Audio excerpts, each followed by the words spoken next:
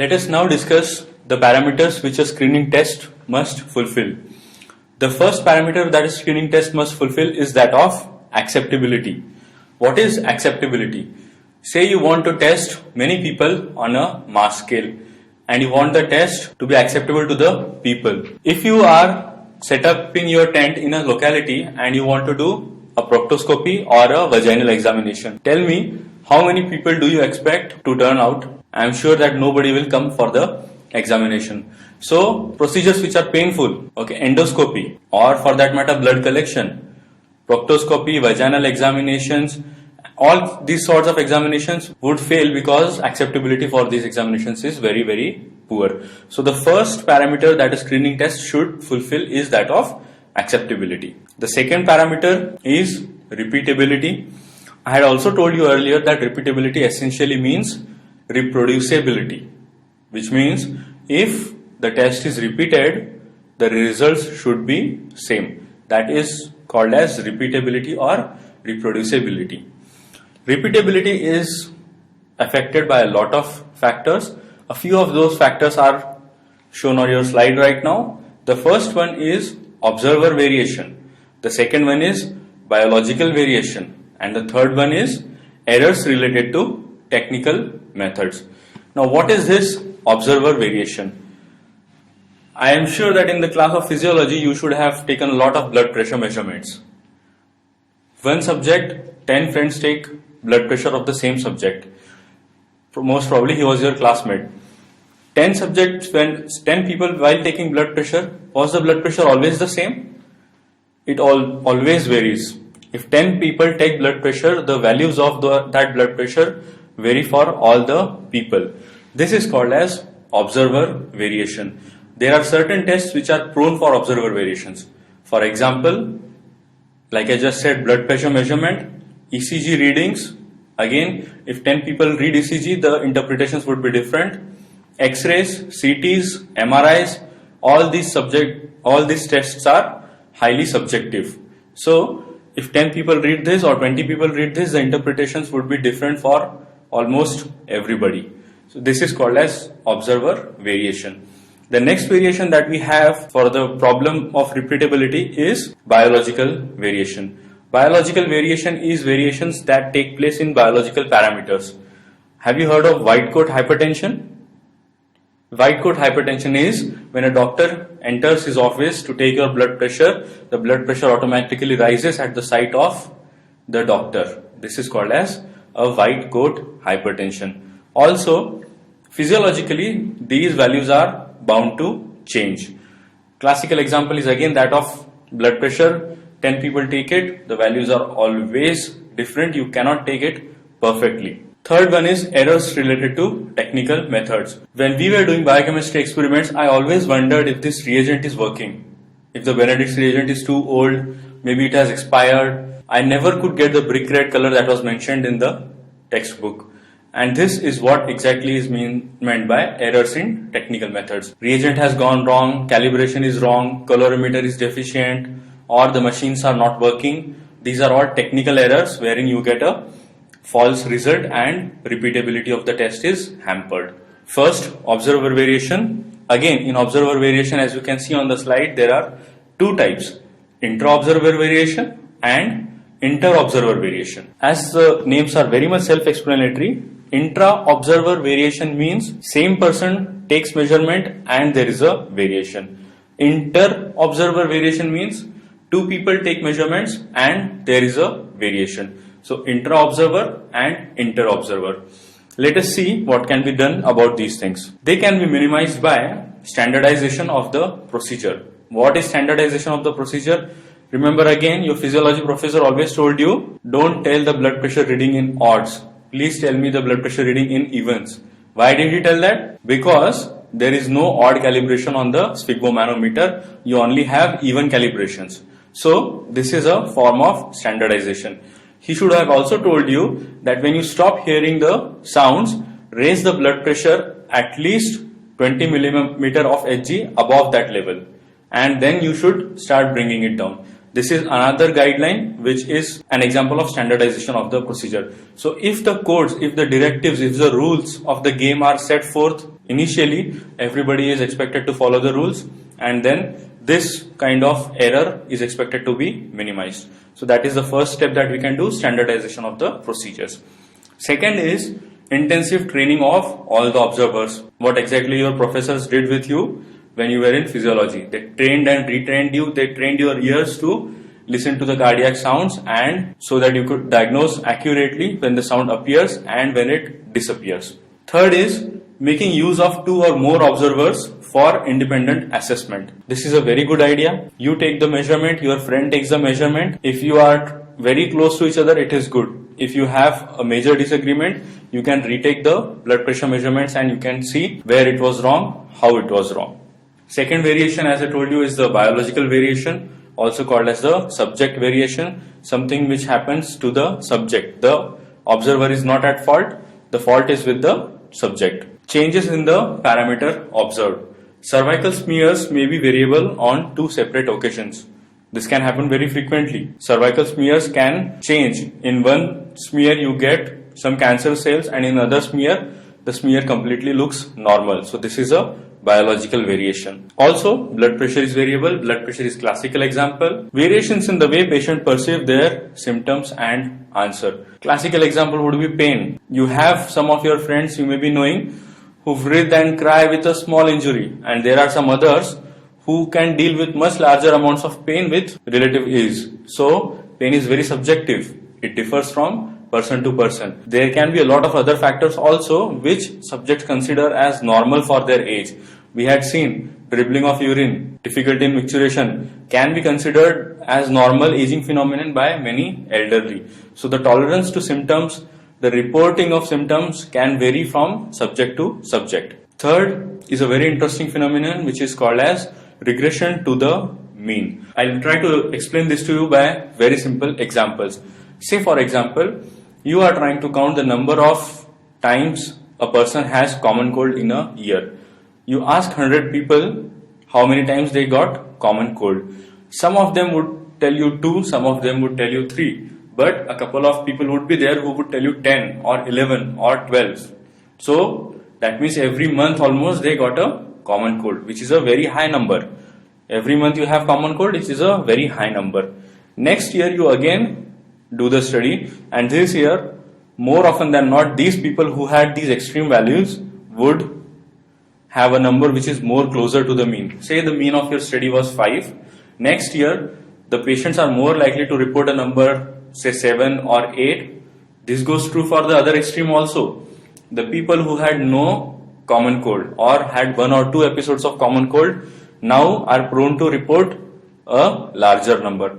So these are called as outliers. Statistically, we call these kinds of people as outliers, who are at the very periphery of the curve and they try to regress to the mean. Regress to the mean means their values tend to come together towards the mean. So either very low values or very high values, both values show regression to the mean. This is a peculiar biological phenomenon and is a source of biological errors. Observer variation can be checked by repeat measurements at same time, and biological variations can be checked by repeat measurements at different times. This is a very important point to be noted. I have boldened it, I have underlined it. There is a very subtle concept here and you need to remember this because this can sure come as an MCQ. I'll read it again. Observer variations can be checked by repeat measurements at the same time. So if you take blood pressure and you think that the blood pressure value is wrong, you can take the blood pressure 4 times, 5 times, maybe 6 times. And what is the ideal method to come at the accurate blood pressure? The ideal method would be to take a mean of the values that you got.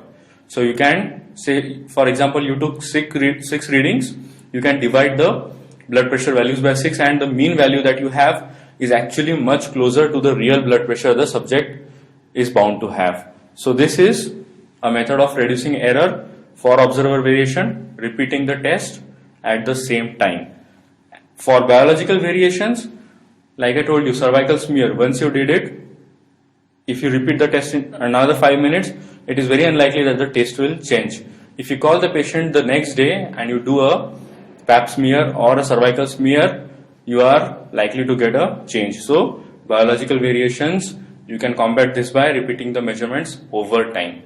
Third is another important concept known as validity of the study or accuracy of the study. Validity of the study simply means, is the study valid? Is it measuring what it is supposed to measure? I had given you the example of height.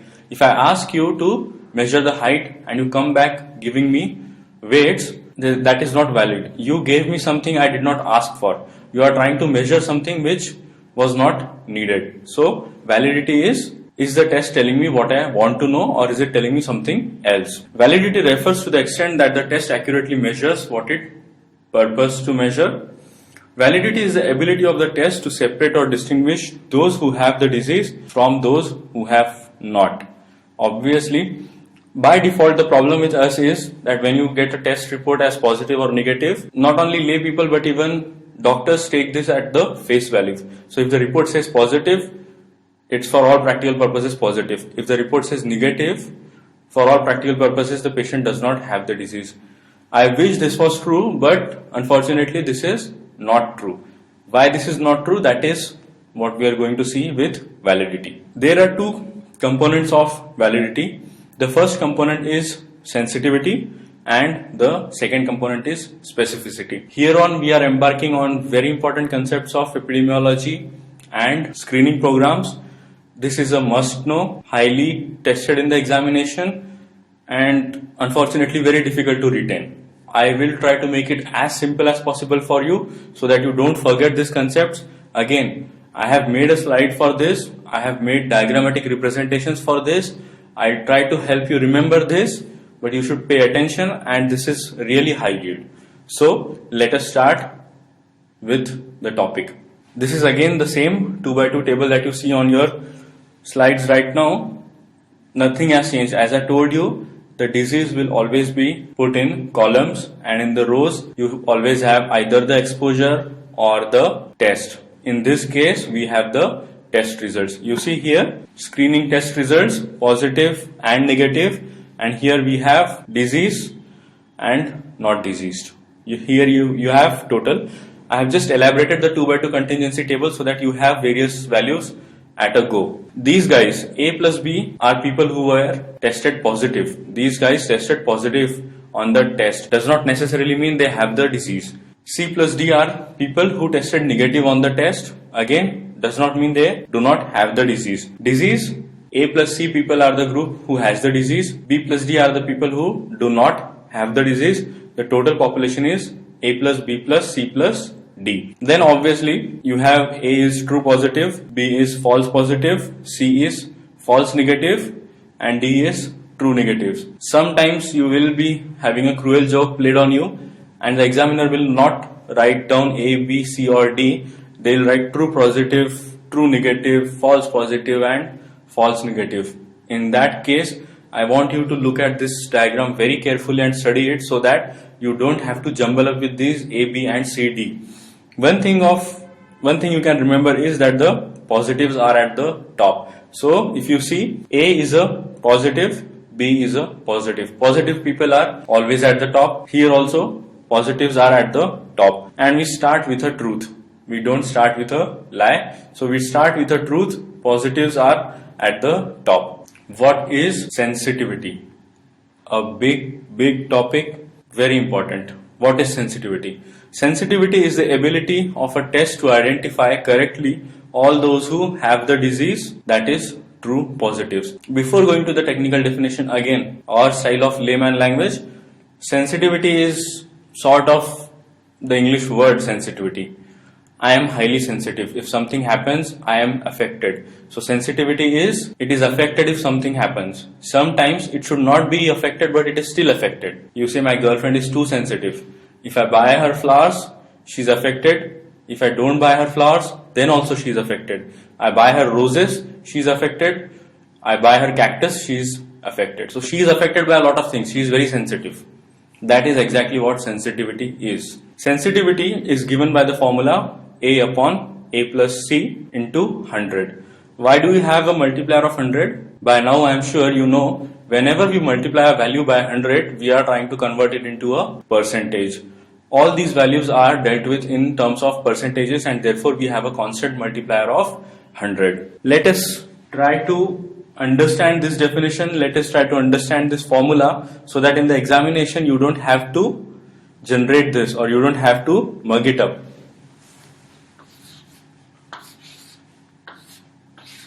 By now I expect you know the structure of the table. Disease positive, disease negative, test positive, test negative. What is sensitivity? Sensitivity is the ability of the test to identify correctly all those who have the disease. Okay, so who has the disease? A plus C. Okay, so I take in the denominator A plus C. Out of A plus C, who has the test detected? The test has detected only A. And since it is a percentage, I would like to multiply it by 100. Okay? Did you follow me? It was very simple. The definition of sensitivity says it is the ability of the test to identify correctly all those who have the disease. Who has the disease? These people have the disease. A plus C have the disease. Whom did the test identify? The test identify only A. So I put A here. I multiplied by 100 because I want a percentage. And here I have the very same formula that is present on your slides. If you understand this, you need not mug it up. If you understand this, you can generate it. Sensitivity is the ability of the test to detect true positives out of the people who actually have the disease. Say it with me. Sensitivity of the test is the ability to detect true positives out of the people who actually have the disease. A plus C have the disease. The test detected only A. I multiplied by 100 to make it a percentage. There I have it. I have a formula. This value should be high. In fact, it should be very, very high. This should be higher in case I want a screening test. And I could bargain this if I want a diagnostic test. If I want to have a screening test, I want the sensitivity of the test to be very high. I want to diagnose diabetes. I am doing a screening test. I want that test to trigger at glucose, sucrose, fructose, maybe some other sugars, non-sugars. Anything is high, I want the test to fire. It is another problem that it may fire too often and then I'll have to screen out the people who are not having the disease. But I want the test to fire on any incident. I want that girlfriend to nag, whether I give her a cacti or a rose or for that matter any other flower. As long as it is a flower, she must complain. I can have another girlfriend who does not complain so often, but for a screening test, I want a girlfriend who nags. So, a girlfriend who nags is a highly sensitive girlfriend. I want her for screening. A girlfriend who does not nag is a specific girlfriend. What do I want her for? I want her for diagnostic test. Okay? So, you want this girlfriend for a relationship and you want the other one for a marriage. So the other one is a diagnostic test. You want highly specific test. You want a highly sensitive test for screening. With that background, let us go further and talk about specificity now. We just talked about sensitivity. Let us go to specificity. Almost the same concept. Only some words are changing here and there. Specificity of the test is the ability to identify correctly all those who do not have the disease. That is, it should detect the true negatives. Who does not have the disease? B plus D do not have the disease. This is disease positive, disease negative. B plus D do not have the disease. To whom the test said that they are negative? Out of B plus D, the test said that they are negative for D. And look at the formula now. The formula says specificity is equal to D upon B plus D. I did not mug it up. I just generated the formula in front of you, and I'm telling you how to generate the formula so that you don't have to mug a lot of formulas. Specificity is the property of the test to tell me who actually does not have the disease out of all the people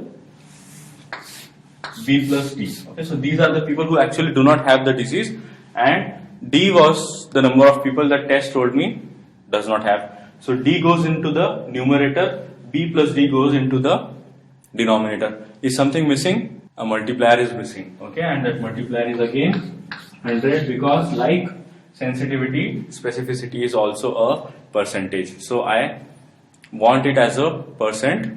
I multiply it by 100. This formula that you have on your board right now is the formula for specificity, and you can generate both the formulas. A upon A plus C is sensitivity, D upon B plus D is specificity. A upon A plus C is sensitivity, D upon B plus D is specificity. Another way to remember this, in case you forget this, in case you are a visual learner, in case you have body language, okay, do this. This is sensitivity, this is specificity. What do I mean when I do this? A upon A plus C. A upon A plus C is sensitivity, D upon B plus D. D upon B plus D is specificity. Sensitivity, specificity. Sensitivity, specificity. In case you forget everything, just remember this. This is sensitivity coming down, A upon A plus C. Going up, D upon B plus D is specificity. Okay, so these are two very important concepts, and we'll take a break and carry on. Thank you.